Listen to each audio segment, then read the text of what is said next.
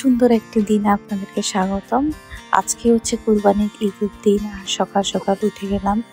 বাইরের পরিবেশ অনেক ভালো, অনেক সুন্দর লাগছিল, যেহেতু এখানে ফজরের নামাজের পর পরে কিন্তু ঈদের জামাত অনুষ্ঠিত হয়, তাই আমি সবাই সকাল সকাল উঠে গেলাম আর রেডি হয়ে কাজকর্ম গোছানোর জন্য। তো এখানে আমার ছোট্ট মেয়েটি ঘুমাচ্ছে, আজকে তার জীবনের প্রথম ঈদ আর এখনো তার ঘুম ভাঙেনি। আর অন্যদিকে আমার মিস্টার রেডি হয়ে গেছেন, উনি নামাজে যাবেন। তো নামাজে যাওয়ার আগে তো তার একটাই কাজ আমাকে দিয়ে ছবি তোলানো।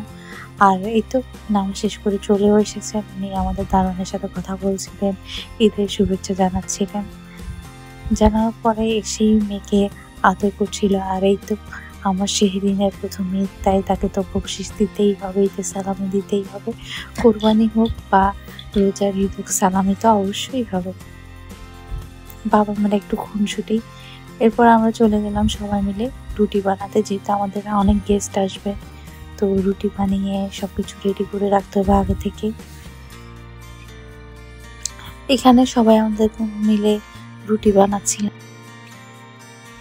আমি কখনো এই ধরনের রুটি খোলাই দিইনি, তাই আমাদেরকে সাহায্য করছিল সেই মেন বাবা, যেহেতু অনেক বেশি পরিমাণে রুটি অনেক বেশি।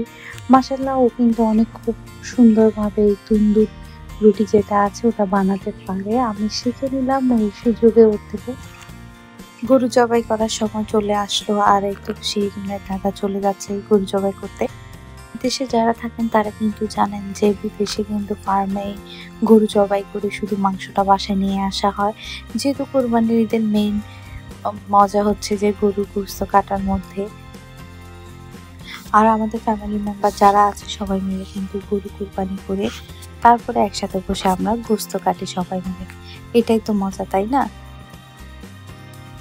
কোরবানির ঈদে আসলে ত্যাগ এবং মহিমার একটা দিন আমাদের সবার জন্য।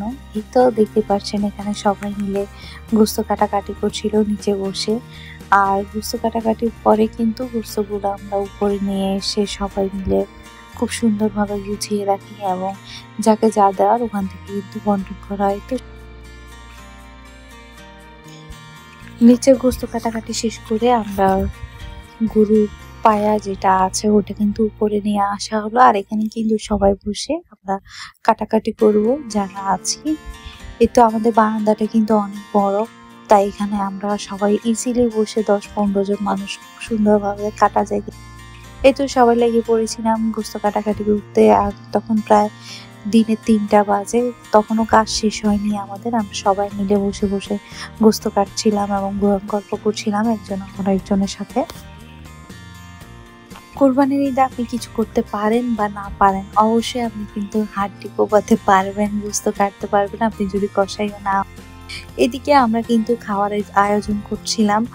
এখানে দেখতে পাচ্ছেন বড় পাতিলে আমরা কিন্তু গোশত বসিয়ে দিয়েছি, তাও গরুর একদম তাজা তাজা গোশত, যাতে সবাই আমরা উপভোগ করতে পারি দিনটি।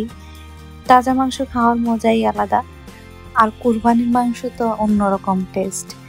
তো এই তো আমরা কাজ শেষে কিন্তু সবাই খাওয়া দাওয়ার পর্ব শেষ করছিলাম। দেশের বাইরে কোরবানি অতটা মজা না, কিন্তু তাও ফ্যামিলি থাকলে এটা অনেক মজা। এই তো আমাদের পিচিরা খেলাধুলা করছিল সবাই।